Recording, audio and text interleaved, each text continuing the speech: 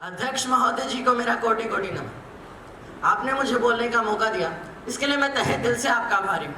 आज मैं संजय राउत शिवसेना का प्रतिनिधित्व करते हुए आप सभी के समक्ष दल बदल कानून के विषय में अपने तर्क रखना चाहता हूँ। महोदय जी, अब बात यहाँ दल बदल कानून की हो रही है, तो मैं आपको बताना चाहूँगा या फिर कब आया, क्यों आया, उसकी जरूरत क्या थी।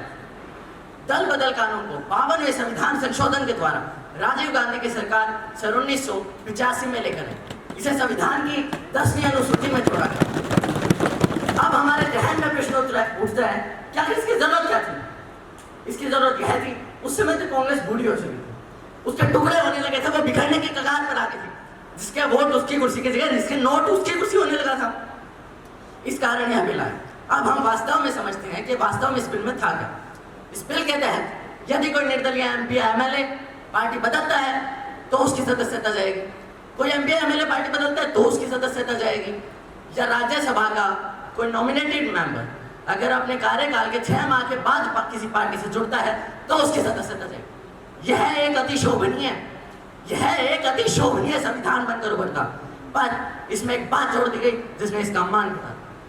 वो बात यह थी, यदि किसी पार्टी के 2/3 से ज्यादा व्यक्ति पार्टी बदलते हैं तो उनकी सदस्यता नहीं जाएगी। इसी बात ने साजिश का स्वरूप ले लिया और महाराष्ट्र में हमारी चुनी हुई सरकार को गिरा दिया।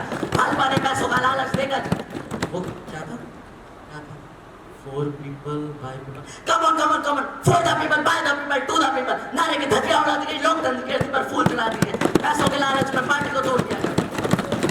यही एक शायरी के माध्यम से बताना चाहूंगा। शिंदे जी, हमने तो दोस्त समझकर गले लगाया था, पार्टी में बराबर का हिस्सेदार बनाया था। हमने तो सोचा था पार्टी जोड़ोगे, हमें क्या पता था आप हमारी पीठ में छुरा घोपोगे। हमारी 56 साल पुरानी सीने, किसी के तोड़े टूटेगी नहीं, किसी के झुकाए झुकेगी नहीं और किसी के रोके रुकेगी नहीं। अमित जी, कितनी ही कोशिश कर लीजिए, आप टूटने वाले नहीं हैं। हम भारत की जनता ने हमारा काम देखा और आपका भी काम देखा। अब मैं पूछता हूँ, अगर आप इतने ही दूध के थुले हो, आप नारा लगाते हो ना, बेटी पढ़ाओ बेटी बचाओ, बेटी पढ़ाओ बेटी बचाओ, तो मैं शिंदे जी से पूछूं, शिंदे जी, आपकी मंत्रिमंडली में कितनी नारी हैं? 50, 40, 20, 10, 1, 0, बस 0। क्यों सारे मंत्री करोड़पति हैं? क्यों गडकरी को पद से उतारते ही सारा सच बाहर आने लगा? क्यों? क्या आपके पास है इन सवालों के जवाब? है तो दीजिए। मैं सच बोलने से नहीं डरता, मैं सच के साथ हूं। ज्यादा से ज्यादा क्या कर लो? मेरे का रेड पड़वा दोगे, उससे ज्यादा क्या कर लोगे? मुझे जेल में डलवा दोगे, उससे ज्यादा क्या कर लोगे? मुझे गोली से मरवा दोगे, उससे ज्यादा क्या कर लोगे? मैं पूछता हूँ, मैं सच के साथ हूँ, क्या कर लोगे मेरा? और भारत की जनता ने हमारा काम देखा है और 2024 में दूध का दूध और पानी का पानी करने के लिए भी हम तत्पर खड़े हैं। धन्यवाद। मेरा विषय है कि वीआईपी लोगों को भी टोल टैक्स चुकाना चाहिए। कभी लाल बत्ती वीआईपी कल्चर का प्रतीक थी, जिस पर गुजरे समय में लगाम तो लगी है, लेकिन टोल प्लाजा पर एक अलग ही तरह का वीआईपी कल्चर दिखाई दे रहा है। टोल टैक्स से छूट वाली लिस्ट फैलती जा रही है। वीआईपी सैंडम से ग्रस्त बीजेपी के कुछ नेता जैसे अश्विनी चौबे तो टोल चुकाना अपनी शान के खिलाफ समझते हैं। इस तरह की खबरें आती रहती है कि बीजेपी के नेता ने टोल प्लाजा पर बवाल मचाया, कर्मचारियों से मारपीट की। वजह सिर्फ इतनी कि उन्हें टोल चुकाना अपनी शान के खिलाफ लगता है। अब हाल ही में केंद्र सड़क परिवहन और राजमार्ग मंत्री नितिन गडकरी ने छूट को लेकर कहा कि फोकट वाले कल्चर के समर्थक नहीं है। दरअसल एक बार उनसे पूछा गया था कि पत्रकारों को भी मुफ्त पास क्यों नहीं दिया जाता। इसके जवाब में उन्होंने कहा कि वह फोकट वाले कल्चर के समर्थक नहीं है। गडकरी का यह जवाब दिल जीत लेने वाला था, मगर सवाल यह भी बनता है, क्या मंत्री खुद टोल टैक्स चुकाते हैं? मंत्री तो छोड़िए, मंत्रालय के बड़े बड़े अफसर टोल टैक्स चुकाते हैं? इसका जवाब है नहीं। अगर फोकट वाली संस्कृति को हटाना है तो टोल टैक्स में छूट वाली लिस्ट घटने की बजाय बढ़ती क्यों जा रही है? सन 2000 से लेकर 2010 तक टोल टैक्स में छूट वाली लिस्ट में मुख्य 9 कैटेगरी थी। अब मुख्य कैटेगरी की तादाद 25 हो चुकी है। यह कहाँ तक उचित है कि आम आदमी टोल टैक्स चुकाता रहे और मंत्री नेता फुर से बिना टोल टैक्स चुकाए उड़ जाए? धन्यवाद। चौधरी ने कहा कि हम टैक्स नहीं चुकाते। हम जब भी बिहार से पटना जाते हैं, हम अपना उचित मूल्य से टैक्स चुकाते हैं। हमारे पास स्लिप भी है। हम जैन चौधरी से कहना चाहेंगे कि उनके पास क्या Cooperative societies. The cooperative society is a voluntary association founded with the objective service of its members. In this type of business structure, people belonging to the same class collaborate to promote some common goals. They are usually set up by the people belonging to the same to the lower strata of the society to confront life challenges.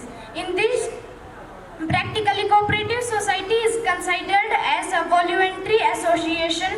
Financially challenged people who seek to grow through collaborative efforts. In this write-up, you will come across the potential advantages of cooperative society that ensure the members' growth. Even though the cooperative society do not have larger footprint, they tend to offer some fruitful benefits in the larger run. The membership of the cooperative society is accessible to the public domain, that is, anyone can avail it. Any individual with a common interest can be a part of these entities. All cooperative society can easily accessible without any entry or exit barriers. Thank you. माननीय, मैं अश्विनी चौबे बक्सर बिहार भारत की 16वीं लोकसभा का सांसद आज अग्निपथ के बारे में व इसके फायदों पर प्रकाश डालना चाहता हूँ। माननीय, वैसे तो श्री नरेंद्र मोदी जी की नेतृत्व वाली सरकार ने देश के लिए बहुत से सैन्य कदम उठाए हैं। उनमें से एक कदम है अग्निपथ, जो कि भारतीय सेनाओं पर लागू होता है। माननीय, जैसे कि भारत की पहले की सरकार भारत की सुरक्षा हेतु कोई भी महत्वपूर्ण कदम नहीं उठा पाती थी, वहीं मौजूदा केंद्र सरकार ने अग्निपथ योजना लाकर भारत की सुरक्षा को और भी मजबूत किया है। अग्निपथ योजना लागू होने के बाद सेना में भर्ती होकर देश के युवा देशभक्ति जाहिर करने का अवसर तो प्राप्त होगा ही, वह इसके साथ वह सेवानिवृत्ति के बाद सम्मान राशि 12 लाख रुपए पाकर अपने आगे की जीविका चलाने में भी सहयोग प्राप्त होगा। इतना ही नहीं, उनमें से जो लोग एंटरप्रेन्योर बनना चाहते हैं उन्हें सरकार की तरफ से बिजनेस लोन दिलवाने में भी सहायता प्राप्त होगी। जो आगे बढ़ना चाहते हैं उन्हें आगे सक्षम सर्टिफिकेट प्राप्त होगा। माननीय, अब अग्निपथ योजना में 46,000 तक युवाओं को प्रति वर्ष भर्ती किया जाएगा, जो कि पहले वाली सरकार ने नहीं किया। इसके बात को अनदेखा करते रहे, जो कि एक अनदेखा करने का विषय नहीं था। और माननीय, वहीं दूसरी ओर बिहार में आरजेडी और कांग्रेस नेताओं ने दंगे भड़काने का काम किया, जैसे कि शहजादे साहब राहुल गांधी जी और लालू प्रसाद यादव जी। सेवानिवृत्ति होने पर देश का युवा सेना के अपने अनुभव के माध्यम से अपने क्षेत्र में भी देशी कार्य करेगा। श्री नरेंद्र शर्मा जी। नौकरी खत्म हो जाती है और उन्होंने कहा 12 लाख रुपए उन्हें मिलेंगे, तो 12 लाख रुपए में उनकी पूरी आगे की लाइफ कैसे कटेगी?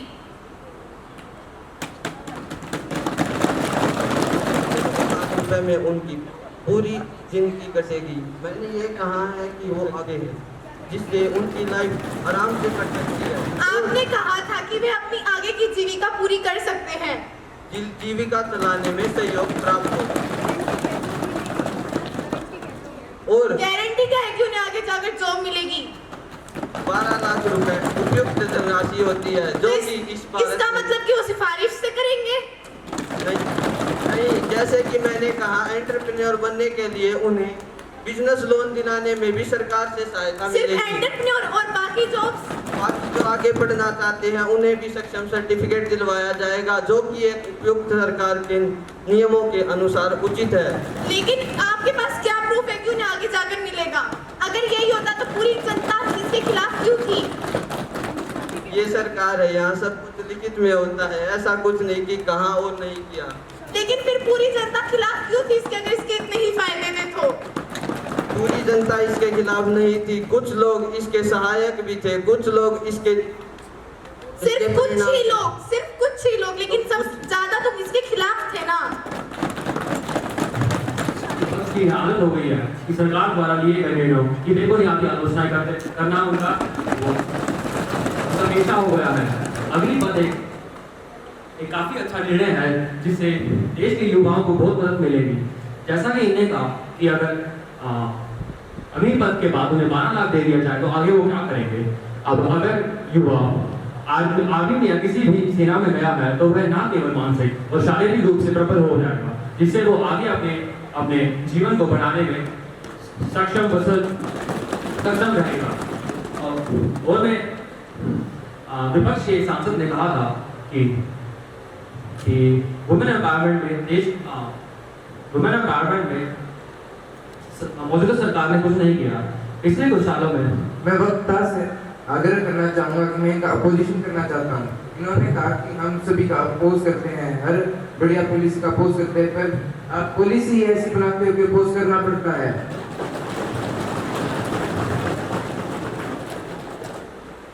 और हंगामा खड़ा करना हमारी फितरत में नहीं, पर अन्याय को होता देख हमारी फितरत में नहीं। ये सब देश के सामने है। अब आप गलत बातें बोलिए, झूठा नैरेटिव पेश कर रहे हैं। देश सब समझता है। और मैं अपोजिशन के सांसद का जवाब देना चाहूँगा, जिसने वुमेन एम्पावरमेंट के बारे में उन्होंने कहा था पिछले कुछ सालों में महिलाओं को बढ़ाने के लिए कई कदम लिए गए। इसका सबसे बड़ा उदाहरण हो सकता है कि आज यहाँ सदन में आप देख सकते हैं कि एक गर्ल टू बॉय रेशियो क्या है। और डोमेस्टिक वायलेंस के खिलाफ मैं कहना चाहूँगा कि अगर कहीं भी डोमेस्टिक वायलेंस हो रहा है तो हम आग्रह करते हैं कि वो उसके खिलाफ FIR दर्ज करे और उनके खिलाफ स्ट्रिंजेंट एक्शन लिए जाएंगे। और टैलेंट की बात मैंने देखा कि अपोजिशन के कुछ सांसद टैलेंट की बात कर रहे थे। टैलेंट की बात देखिए तो कौन कर रहा है कि जहाँ पर देश का जहाँ पर काफी सालों तक देश की प्रथम स्थान पर टैलेंट नहीं, पर एक ही परिवार की हुकूमत थी। मैं इस बात को अपोज करना चाहता हूँ। आरक्षण में भी ये कह रहे थे कि आरक्षण की जरूरत क्यों है। क्यों कई सालों तक देश का प्रथम स्थान आरक्षित रहा। क्यों कई सालों तक प्रथम स्थान पे एक ही परिवार का सदस्य बैठा रहा। अग्निवीर जो चुने जाते हैं उनको ट्रेन करने के लिए भी बहुत पैसे लगते हैं। उनमें से कम प्रतिशत ही चुने जाते हैं कि वो और आगे तक अपनी सेना में रहने की नौकरी कर सके। और इसी वजह से एक बच्चे ने अपना सुसाइड कर दिया क्योंकि वो आर्मी में रहना चाहता था और वो रह नहीं पाया।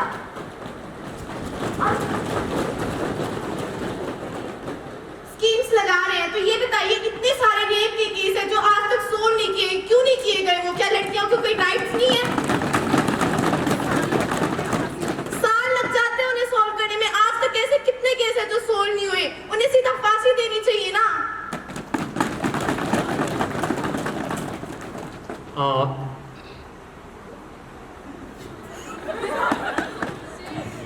कांग्रेस इतने टाइम तक रूल कर रही थी, इंडिया आजाद होने में टाइम नहीं लगा। मैं आदरणीय प्रधानमंत्री जी से ये बात पूछना चाहूंगी कि कितने steps government the ruling party ने लिए हैं वुमेन्स को प्रोटेक्ट करने के लिए डोमेस्टिक वायलेंस से? क्या आप मुझे गिनवा सकते हैं इफ पॉसिबल? अब मौजूदा समय में सभी गिनवाना पॉसिबल नहीं है क्योंकि जो गिनती है वो गिनती बहुत लंबी है। लेकिन मैं आग्रह करूंगा कि अगर कहीं पे भी किसी के नोटिस में आता है कि ऐसा कुछ हो रहा है तो वो Thank you to give me this opportunity to review, represent my views on right to record. Right to record refers to the condition when a person who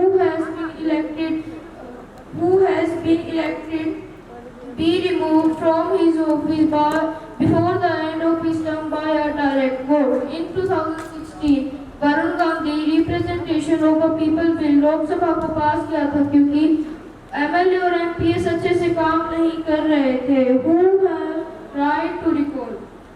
States like Madhya Pradesh, Bihar and Chhattisgarh have right to recall for the local bodies. Right to recall Sarpanch is also recently passed for Haryana.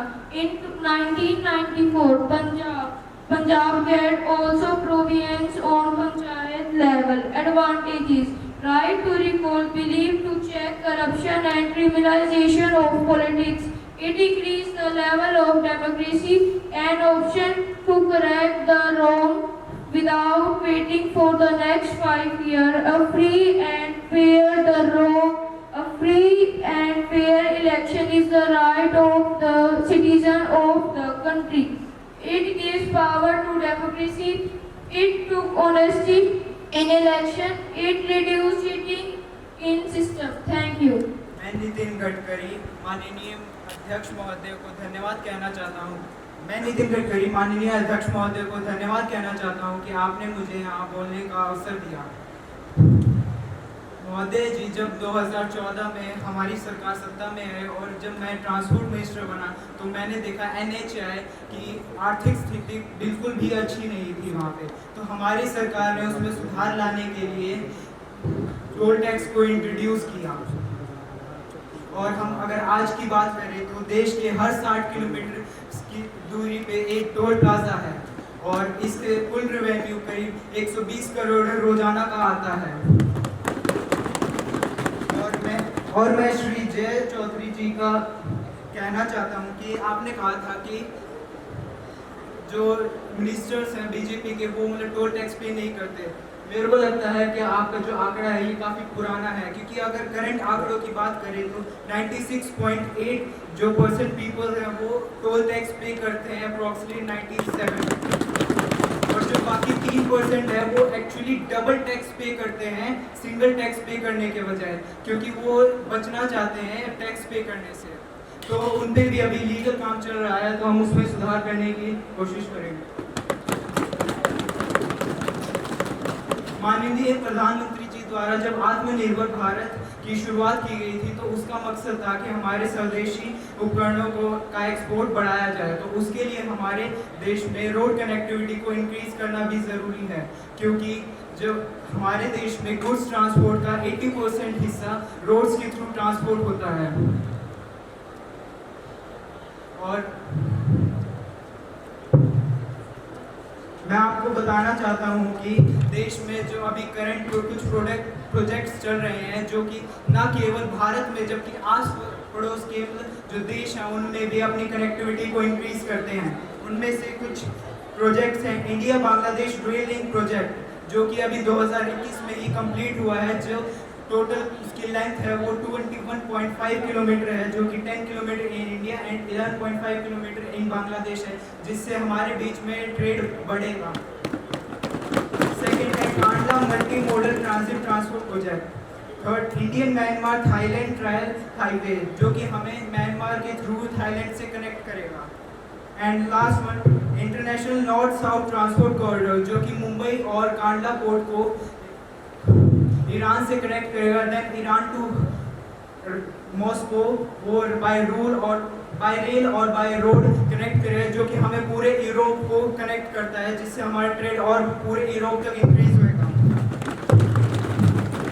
महोदय, मुझे आपको बताते हुए खुशी हो रही है कि हमारे देश में रोड निर्माण का कार्य बहुत तेजी से हो रहा है और इसमें हमारे डिपार्टमेंट ने कुछ 4 वर्ल्ड रिकॉर्ड भी बनाए हैं, जो कि हैं constructing 38 kilometre roads in 24 hours, constructing 50 kilometer one lane road in 100 hours, constructing 4 lane 2.5 kilometer roads in 24 hours near Vadodara, constructing 26 kilometer single lane road in 21 hours. हमारे देश में आज प्रतिदिन 38 किलोमीटर रोड्स बन रहे हैं, जो कि हम इसे 2024 तक 40 किलोमीटर पर डे तक इंक्रीज करेंगे। महोदय, मैं आपको बताना चाहता हूं कि आने वाले 2 सालों में यानी 2024 से पहले देश में 26 ग्रीन हाईवेज बनने जा रहे हैं, जिसका न केवल कनेक्टिविटी इंक्रीज होएगी बल्कि देश में जो ट्रैवलिंग टाइम है वो भी कम हो जाएगा। जैसे दिल्ली टू देहरादून सिर्फ 2 घंटे में पहुंचेंगे, दिल्ली टू हरिद्वार 2 घंटे में, दिल्ली टू चंडीगढ़ 2.5 घंटे में, दिल्ली टू श्रीनगर 8 घंटे में, दिल्ली टू मुंबई 12 घंटे में, और मेरठ में तो ये ऑलरेडी बन के तैयार भी हो चुका है। जहाँ पहले मेरठ में 4 घंटे लगते थे, अब केवल सिर्फ 40 मिनट में मेरठ से दिल्ली पहुंचा जा रहा है। मैं आप सभी को बताना चाहता हूँ, श्री नरेंद्र मोदी जी के नेतृत्व में जो ये 26 ग्रीन हाईवेज का निर्माण किया जा रहा है, इनसे 2024 के पहले जो भारत में जो सड़कें हैं उनका वो अमेरिका की सड़कों से बराबरी करेंगी। मैं आपको वचन देता हूँ। Good morning, respected speaker, ma'am, judges, and my worthy opponents. I am Kanimoji Karunanidhi, member of Lok Sabha from Tamil Nadu. I belong DMK party. So today in this joint session, I want to address the Kaveri water dispute. As we all know that water is an essential element of life. The sharing of water of Kaveri river has been the source of serious conflict between the state of Karnataka and Tamil Nadu. Under British rule, Britishers controlled both Madras and Mysore for a short period in middle 19th century. During their reign, numerous plans were drawn up for the utilization of Kaveri water. Mysore revived the irrigation project met with the Madras Presidency. In 1947, India attained independence from the British. In 1956, the reorganization of state took place in India, and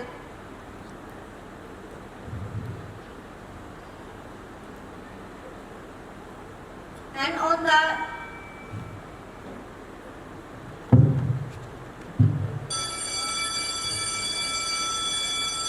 state boundaries were redrawn on the basis of linguistic democracy. In 1924, both Madras and Mysore going to the Madras High Court. Their sign was the judge of Madras High Court. Both Madras and Mysore were unsatisfied from this agreement. In 1947, the end of 50 years agreement, the Karnataka made the dam Krishna Sagar Dam. After making this dam, Tamil Nadu were restricted from the using of water, and Tamil Nadu was used less amount of water to fulfill their needs of agriculture. The historical background of the Kaveri dispute, the scientist Matilda Rani in late 19th century says the relationship between the Madras Presidency and Mysore. She says that the surgeon power and federal units, because of some reasons, British government favored Madras. In 2018,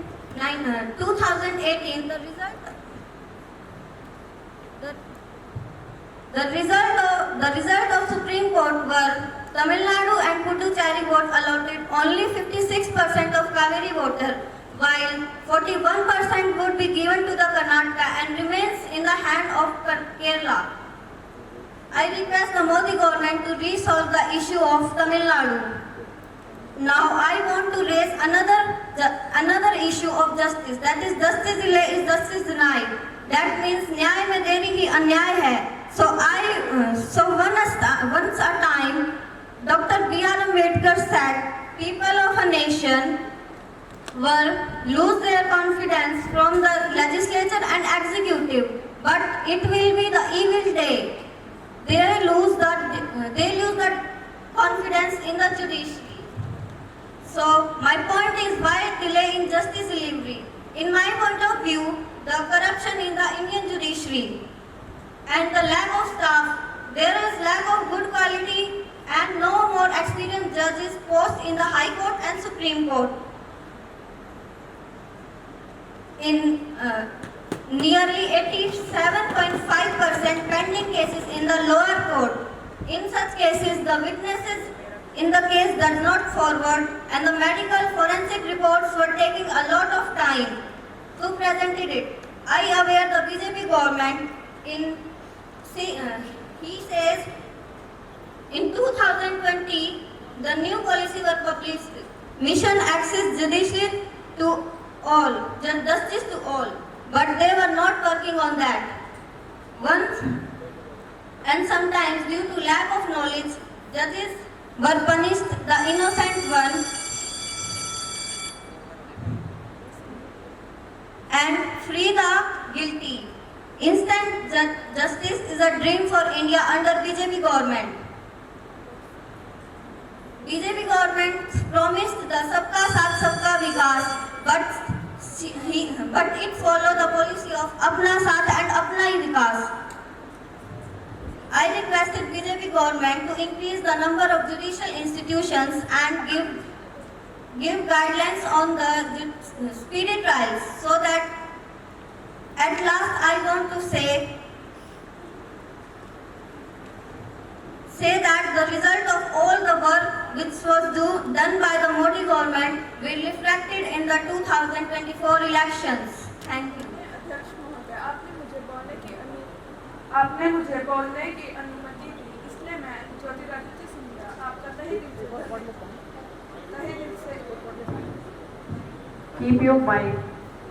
दिल से धन्यवाद करना चाहता हूँ। अध्यक्ष महोदय, हमारे देश के यशस्वी प्रधानमंत्री श्री नरेंद्र मोदी जी ने उड़ान योजना की नींव रखी थी और उन्होंने यह कहा था कि हमारे देश का एक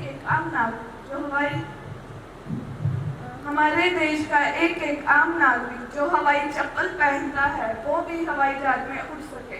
इसी साल जमीनी स्तर पर हमारी सरकार ने 135 करोड़ जनता को हवाई जहाज का सफर कराने की सोची है और साथ ही साथ इसी सोच और विचारधारा के साथ हमने इस योजना की नींव रखी। और मैं आपको एक उदाहरण देना चाहता हूँ। हमारे देश में ऐसे कई शहर थे अध्यक्ष महोदय जहाँ फ्लाइट तक लोगों ने हवाई जहाज देखे तक नहीं थे, अब वही उन्हीं शहरों में हवाई जहाज उड़ रहे हैं। इसी के साथ साथ मैं आपको इस योजना के तहत हमारी सरकार ने क्या क्या कार्य किए हैं वो बताना चाहूँगा। उड़ान 1 की फेज में हमारी सरकार ने 5 एयरलाइन कंपनीज को अवॉर्डेड किया, साथ ही साथ वहाँ 128 एयरपोर्ट्स, 128 एयर रूट्स और 70 एयरपोर्ट्स बने, जिसमें से 36 एयरपोर्ट्स हमारी सरकार ने इसी योजना के तहत बनाए।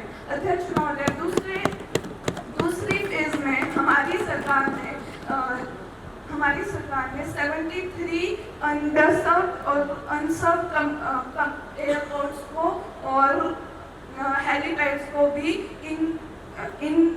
इस योजना के तहत जोड़ा। और तीसरी फेज में हमारी सरकार ने टूरिज्म के साथ साथ नॉर्थ ईस्ट के रीजन को भी इससे जोड़ने का काम किया। और अध्यक्ष महोदय, मैं इस योजना के कुछ फायदे आपको बताना चाहता हूँ। इस योजना से हमने लोगों को रोजगार दिया है और इसी योजना के साथ साथ हमने टूरिज्म को भी बढ़ावा दिया है और इसी योजना के साथ साथ हमने बिजनेस भी किया है। अध्यक्ष महोदय, मैं एक बात बोलना चाहता हूँ। जब कांग्रेस गवर्नमेंट थी तो ना तो सिर्फ बड़ी शहरों में ही एरोप्लेन और हवाई जहाज उड़ा करते थे, बट हमारी बीजेपी की सरकार में बड़े शहरों के साथ साथ छोटे शहरों में भी हवाई जहाज उड़े। I am Prafula Patel. Thank you, Speaker Ma'am, to give me the opportunity to speak on my topic, liquor should not be banned. According to 2018 report by the World Health Organization, the demand for alcoholic beverages has been rising and it has become an important parameter for tourists as well. The tourist-friendly liquor ban policy prevalent in Gujarat clearly show that the government take cognizance of relationship between the availability of alcoholic beverages and tourist influx. The state of Gujarat continues to practice the complete prohibition of production in 1950s. Therefore, to prevent spillovers on other sectors, others of the year Gujarat has evolved its prohibition policy to allow consumption of alcohol under certain circumstances. According to the Bombay Prohibition Act 1963, a hotel that has ordinarily a sufficient number of boarders eligible to hold permits can obtain a hotel license for selling alcoholic beverages. In 2014, the per capita consumption of Kerala was 8.3 liters.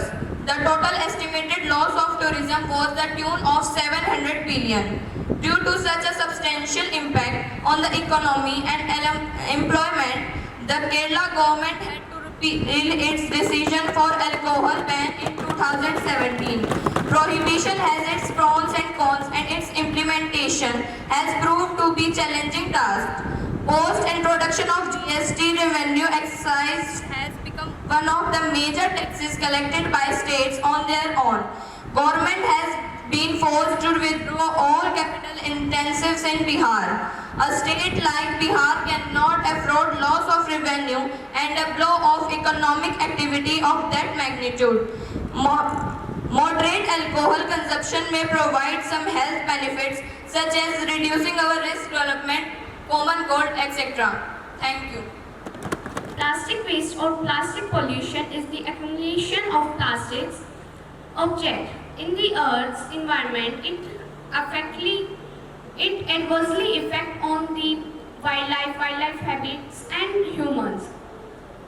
For example, in UK, each year 5 million tons plastic is consumed, in which only 1/4 is recycled. The other 3/4, which isn't recycled, enter our environment and damage our ecosystem. And another example is the world produces 400 million tons plastic each year, in which only 9% is recycled. The other, which didn't recycle, enter our environment, damage our ecosystem and harm us. Some uses of plastic waste is plastic is used to make spacecraft, as we seen in MOM, Mars Orbital Mission, and Indian scientists, in which Indian scientists use aluminium and composite fiber reinforced plastic to make a craft. Plastic waste are recycled and form durable and cheaper products. Plastic are used to make buildings, doors, chairs, tiles, etc. Plastic are used to make best things in ways are like in Woodstock Music Festival. Plastic are used to make beautiful things like garden and parks in Rock Garden in Chandigarh. Plastic like broken bottle, etc. are used to make plant and out of terms tool hanger of pen. Thank you. Agnipath योजना के जितने नुकसान में बताए जा रहे हैं, क्या वो उतने नुकसान हैं? यह अग्निपथ योजना केवल बहुत कम समय में नहीं लागू की गई है। इसके पहले हमने इस पे 1.5 साल सभी के साथ राय परामर्श की है और एक्स मिलिट्री ऑफिसर्स भी इसके हित में ही है। यह योजना भारत एवं भारतवासियों दोनों के लिए ही निसंदेह हित में है। इस योजना से मिलिट्री के रिक्रूटमेंट प्रोसेस में एक क्रांतिकारी बदलाव आया है। इस योजना के अंतर्गत हर फौजी को 4 साल के कार्यकाल करना होगा, जिसमें से 4 साल उनकी 30 से 40 हज़ार तनख्वाह होगी और उसके बाद उन्हें 11,71,000 रुपए की धनराशि भी दी जाएगी। और इससे भारत की आर्मी भी यंग रहेगी, जिससे भारत का डिफेंस और भी मजबूत होगा। अगर हम आंकड़ों की बात करें तो हर साल भारत का बजट 5.2 ट्रिलियन रुपए है आर्मी पे खर्च करने का, जिसमें से 25% सिर्फ पेंशन में जाता है। यदि हम उस रुपए को भारत के डिफेंस पर खर्च करें तो भारत का डिफेंस और भी मजबूत हो सकता है। इसके साथ ही मैं आप सदन में उपस्थित को यही बताना चाहूँगा कि हाल ही में हमने 36 राफेल जेट फ्रांस से मंगवाए हैं, जो एक 4.5 जनरेशन जेट है, जिसकी हमारी पिछली जो MMRCA की डील थी उससे काफ़ी बेहतर है। हालांकि हम और भी जेट मंगवाना चाहते थे, लेकिन हम नहीं मंगवा पाए क्योंकि हमारा बजट नहीं रहा। क्योंकि यदि हम अग्निपथ जैसी योजना पहले प्रस्तुत करते तो हमारा बजट और भी हो सकता था और हम और भी डिफेंस की ऐसी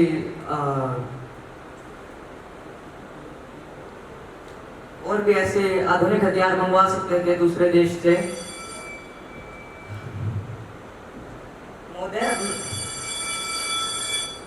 महोदय, मैं आपको सूचित करना चाहूँगा कि इस राफेल जेट से भारत को बहुत फायदा हुआ है। हमारे इस राफेल जेट में वाइड रेंज ऑफ वेपन्स है, जिससे भारत अब एंटी स्ट्राइक और न्यूक्लियर डेटरेंस जैसे मिशंस करने के लिए भी सक्षम है। यह राफेल जेट दुश्मनी जहाज को 150 किलोमीटर दूर ही टारगेट कर उसे नष्ट कर सकता है, जिससे हम और भी शक्तिशाली बन चुके हैं। अंत में मैं बस यही कहना चाहूँगा कि अग्निपथ से जो पेंशन के रुपए बचेंगे उससे हम राफेल और हमारे देश की टेक्नोलॉजी को और भी इम्प्रूव कर पाएंगे, जिससे हम हमारे देश में ही ऐसे हथियार बना पाएंगे। धन्यवाद। Giving me this lovely opportunity to speak here. My topic is Mandal Commission. The Constitution 124th Amendment will providing 10% reservation in jobs and education. What was the commission about? The second socially and educationally backward commission was established in India in 1 January 1979 by Janata Party government under Prime Minister Morarji Desai. The mandate to study the condition of socially or educationally backward castes to recommend their steps for their advancement. It was headed by B.P. Mandal. In 1980, B.P. Mandal had prepared the file and handed it to Prime Minister in 1983. The total number of reservations for STs is about 50%. What was the Mandal report? Using 11 indicators, social, educational and economic, the Commission had identified 3,743 different castes and communities under the other backward commission. The OBC category is estimated 52% of the total population. What are the benefits of the Mandal Commission? After being neglected for 10 years, the final report was accepted by the National Front government led by V.P. Singh. According to this government data, the maximum number of OBCs are employed under Group C, which are mainly consist of Safai Karamchari. This help in providing jobs to the other people and decreasing in unemployment and increasing the economy of the India. V.P. Singh on the Mandal report. On August 7, 1990, the National Front government declared that it would provide 27% reservation to socially or educationally backward commission, jobs in cultural, essentials and public undertaking. Mandal Raj was started by V.P. Singh and Ram Vilas and Shraddha Yadav in 1992. Thank you. Topic is electricity. First, electricity is the set of physical phenomena associated with the presence of motion and matter that has a property of electric charge. Second, electric power where electric currents used to energize equipment. The presence of an electric charge which can be either present or negative produces an electric field. The movement of electric charges is electric current and produces a magnetic field. Electricity is related to magnetism, both being the part of the phenomenon of electromagnetism as described by Maxwell's equations. Thank you for giving me this opportunity to speak on this enthusiastic topic of girls' marriage age should be 21 instead of 18. I am Anupriya Patel, an Indian politician from the state of Uttar Pradesh, belonging to the ND and currently serving as the Minister of State for Commerce and Industry of India since 7 July 2021, and I am representing Mirzapur in Lok Sabha since 2014.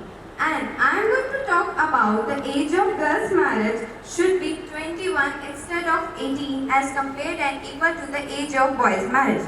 The recently introduced Prohibition of Child Marriage Bill 2021, which seeks the age of legal marriage for girls should be 21. India is usually near the bottom of the international rankings on gender indicators and it also ranks among the lowest in the world when it comes to the women's empowerment, as the country has the largest absolute number of girls who marry below the age of 18, and the problem is more severe in rural areas. And whereas the underage marriage rate is 27%, the statistics indicate that though we have laws were in place to prohibit child marriage, underage weddings are still a grave cause of concern. It's important that girls are not pushed into marriage early. It signifies that below that age there could be a criminal prosecution under the child marriage law. It has become a tool for parental control to push their girls into early marriage to choose their husbands. So most cases that are taken to court are self-arranged marriages. The elementary right that the Child Rights Convention bestows upon minors, the right to be heard, the right for their freedom, and the right to be considered valid delight to girls right up to 21 beyond adulthood. The Indian government claimed that it will empower women and minimize gender disparities. So, now I talk about some advantages of girls' marriage of age 21. At present, many girls are forced to drop out for the studies for their marriages, so making the minimum legal age for marriage is 21 will allow them to continue their studies. Early marriages result in several mental health issues in many girls, so this move can eliminate this problem. This move can be started as a step towards gender neutrality because it will make the minimum legal age for marriage the same for both girls and boys. As several girls are being married at 18 years, they are not having financial independence. This is resulting in the dependence of their husbands for their survival. The dependence will force them to stay in the relationship if it is abusive. So raising the minimum legal age for marriage can empower women and can help to be independent and live happily. Raising the age of marriage for girls can reduce the chance of maternal mortality. And what's the conclusion for that? Let me tell you. Raising the minimum legal age for marriage for girls is a good move, but a mere law cannot bring a change in the society. But widespread awareness programs on the importance of girls' education, women empowerment, raising the legal age for marriage should be conducted. The government should increase its spending on education and healthcare. Moreover, the girls' right of the life for their choices after becoming a legal adult at 18 years should be protected. And now I will give you some examples for this. Some IAS officer told me that there is a school which is in Haryana, Bhiwani, in Bhiwani Public School. The girls are achieving the highest, and one of the girl name is Nisha Grewal, who achieved 51st rank in UPSC national exam. Can you believe? 51st rank in national UPSC exam. And this is because of the freedom which her parents gave to him, and without giving them social and marriage pressure. And one also named Renu Daya, who got 6th and the 7th rank in UPSC exam, and which was a very proud moment for her school and her family, who supports her to achieve her goals. And there is one more question which comes to everyone's mind. Why should we raise girls' marriage to 21? And the answer is to bring women on equal footing with the men, to bring the gender equality in the society, and to bring more financial independence, and ultimately the education will be at better pace, and that will lead our nation towards a developed economy too. That's all from my side. Thank you so much. अध्यक्ष महोदय, मैं धर्मेंद्र प्रधान आपका ध्यान मेरी ओर आकर्षित करना चाहता हूँ। पेट्रोल और डीजल के दाम में आज लंबे समय के बाद फिर से बढ़ोतरी हुई है। पिछले 4 महीने में पेट्रोल और डीजल के दाम में कोई बढ़ोतरी नहीं की गई थी। नई कीमतें लागू होने के बाद दिल्ली में पेट्रोल के दाम 96.97 प्रति लीटर है, जबकि डीजल के दाम 87.47 रुपये प्रति लीटर ही है। दरअसल जिस तरह तेल के दाम में बढ़ोतरी हुई है, उसकी अहम वजह यह है कि कच्चे तेल के दाम में बढ़ोतरी हुई है। क्रूड तेल की बात करें तो उसमें 45% की बढ़ोतरी हुई है और यह $118.5 प्रति बैरल पहुंच गई है। इससे पहले जब तेल में आखिरी बार बढ़ोतरी की गई थी तो उस वक्त कच्चे तेल के दाम $81.6 प्रति बैरल था। यहाँ ध्यान रखने वाली बात है कि भारत 85% कच्चा तेल बाहर से आयात करता है। सामान्य तौर पर पेट्रोल और डीजल के दाम हर रोज संशोधित होते थे, लेकिन तेल कंपनियों ने 4 नवंबर के बाद पेट्रोल और डीजल के दाम में बढ़ोतरी नहीं की थी। उस वक्त केंद्र सरकार ने पेट्रोल पर 5 रुपए प्रति लीटर और डीजल पर 10 रुपए प्रति लीटर की एक्साइज ड्यूटी में कटौती की थी, जिसके बाद 5 राज्यों उत्तर प्रदेश, गोवा, मणिपुर, उत्तराखंड, पंजाब में विधानसभा चुनाव होने तक पेट्रोल डीजल के दाम में कोई बढ़ोतरी नहीं की गई थी। बीते 6 सालों में मोदी सरकार ने पेट्रोल डीजल से कमाई 307% तक बढ़ा ली है। बढ़ती अंतर्राष्ट्रीय कीमतों के बीच भी मोदी सरकार और राज्य सरकार अपनी करों में कटौती इसलिए नहीं करती क्योंकि ये कर राजस्व का प्रमुख स्रोत होते हैं। आमतौर पर पेट्रोल और डीजल पर उत्पाद शुल्क में हर 1 रुपए की बढ़ोतरी खजाने को करीब 13,000 से 14,000 करोड़ रुपए का फायदा होता है। पेट्रोलियम मंत्रालय के आंकड़ों के अनुसार राज्यों ने पेट्रोलियम उत्पादों का वेट 2019 से 2020 में 2 लाख करोड़ रुपए और अप्रैल-दिसंबर 2020 से 2021 में 1.35 लाख करोड़ रुपए से ज्यादा संग्रह किया। शुक्रिया।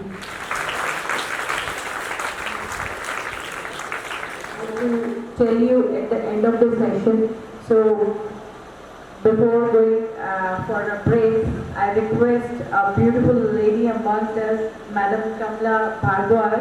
I wish to request her to share her words of wisdom.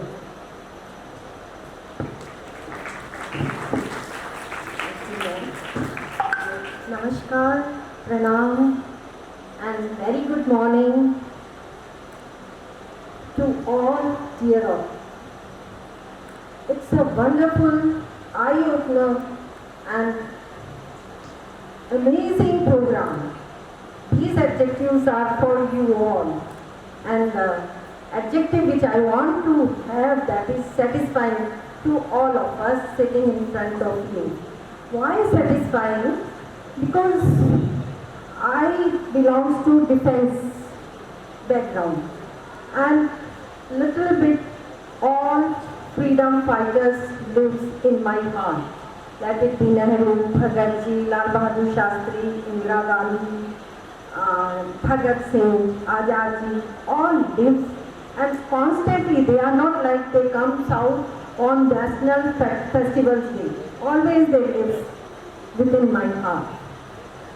Whenever I see surroundings, it's not like this, I am not negative mind lady, but sometimes I have to come up to fight with that negativity which I see around. It's very satisfying seeing the future of India in you all. So I must salute you on standing. I really satisfied and I really salute the organizer, Mr. Varun, and the administrator, director, Mrs. Asha Pahuja, and very intelligent, energetic, our secretary, Prince Pahuja. So I congratulate you for this wonderful, beautiful, satisfying program, and I'm lucky to be here amongst you to hear you all. Wish you all the best. Not only best, but you are our hope, and I'm sure that you will lift up our politics life.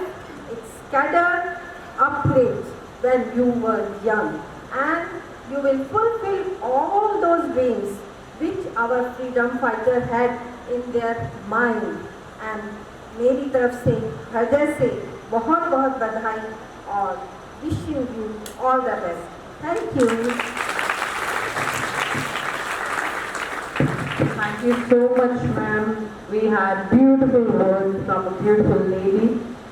Now in the same serial, we have another dignitary from the city among us who is very active, I could say a social activist. He is always found in all kind of social causes of the society. So may I request, and we would love to hear from you, Narendra Singh ji. Thank you ma'am. Good morning बच्चों, good morning. Respected Pahuja ma'am, पुलकित जी, doctor कमला भारद्वाज जी, doctor Pramila स्वाद जी, सबसे पहले तो मैं आप सब लोगों के बीच में आके अपने आप को बहुत खुशकिस्मत मानता हूँ कि आपने मुझे इतने अच्छे प्रोग्राम को देखने का, सुनने का मौका दिया। इससे पहले भी मैं एक बार राजीव गांधी महिला कॉलेज में इसी टाइप का कुछ प्रोग्राम था, कॉलेज का प्रोग्राम था, मेरे को उसमें जज बनाया था। उसका लेवल जो था, आपका लेवल उससे काफ़ी अच्छा लगा मुझे। और जिन भी टीचर्स ने ये तैयार करवाया है, उसके पीछे कितनी मेहनत होगी ये सामने दिख रहा है। और आप लोगों ने बड़ी अच्छी मेहनत की है। और मैं तो हमेशा जहाँ भी मैं लगभग हर स्कूल में जाता हूँ तो भिवानी पब्लिक स्कूल का एग्जाम्पल जरूर देता हूँ कि हमेशा नई चीज़ जो भी आती है वो पहले भिवानी पब्लिक स्कूल में आती है, बाकी सब फिर उसको फॉलो करते हैं। मैं काफ़ी लेट आया यहाँ पे, सब लोगों को नहीं सुन पाया। कुछ बच्चे तो ऐसे लग ही नहीं रहे थे कि वो स्टूडेंट है, उनके अंदर तो उन नेताओं की आत्मा दिख रही थी मेरे को। और हमारी बिटिया अनुप्रिया पटेल इतना अच्छा इंग्लिश में बोली, कहीं कोई एजिटेशन नहीं थी उसके ऊपर, और ऐसे लग रहा था कि वो अपनी मम्मी से भी काफ़ी आगे जाएगी लाइफ में। और मैंने आज अपनी लाइफ में पहली बार एक नई चीज़ देखी, जो यहीं पे देखी है, कि सोनिया गांधी ने नरेंद्र मोदी की बोलती बंद कर दी।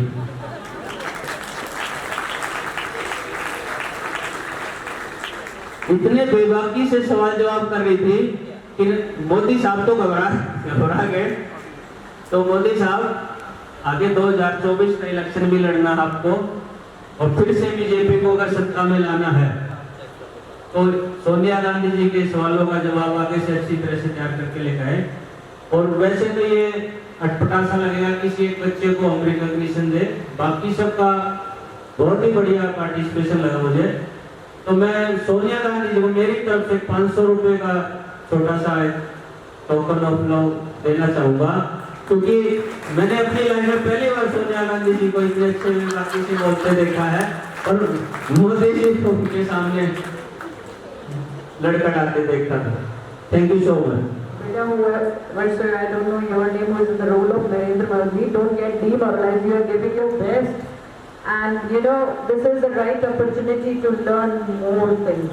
And now you get to know that how you can prove yourself in better pace in the next chance. So all the best.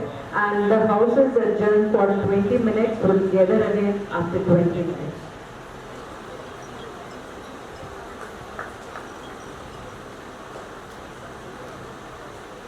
Thank you, sir. Thank you, ma'am. Highest percentage holder in class, but he tried this time in Hindi. Hindi, ma'am. Hindi में problem है. He is comfortable in English, ना? That's why problem है.